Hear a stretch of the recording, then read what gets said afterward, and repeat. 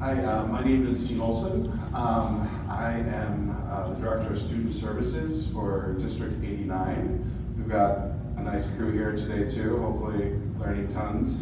I wanted to address us, the people in the rooms that are going to these conferences and are working with kids, and just kind of talk a little bit about our journey in our district, about our staff's wellness.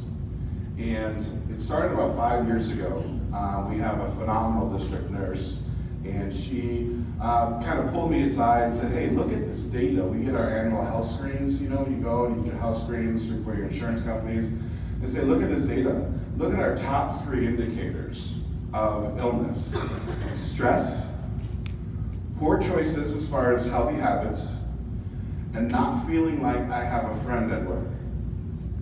Those are our top 3 indicators.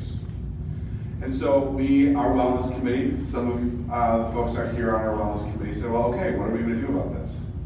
So at the same time, we had social emotional learning moving in our classrooms and moving in our curriculum, and then we also had this wellness initiative. So we said, great, adult competencies, social emotional learning, adult competencies, this should be able to help us with this.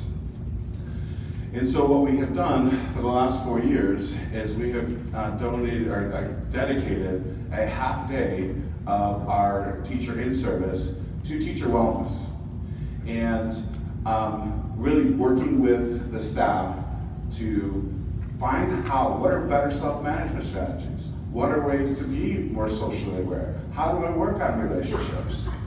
And this past year, it's kind of moved and evolved into the trauma care, ACEs, awareness with that. And then what we realized as a staff as well is that our staff have a lot of indicators on ACEs.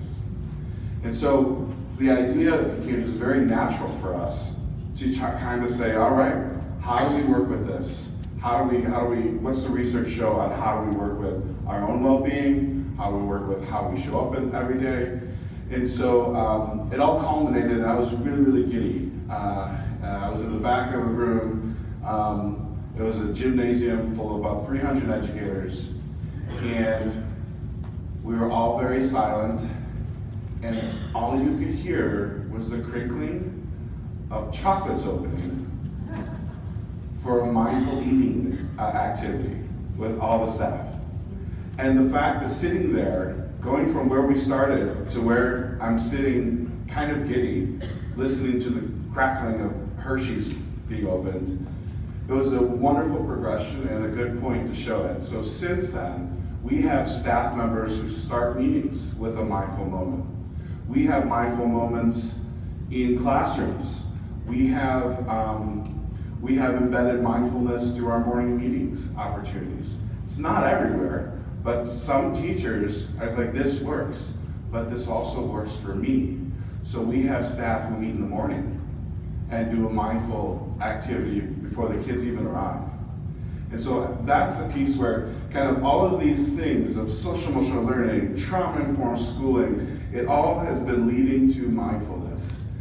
And when we're talking about our wellness, we kind of follow the same journey on what really helps us is taking that time to be mindful, to that space, and kind of, instead of reacting, responding.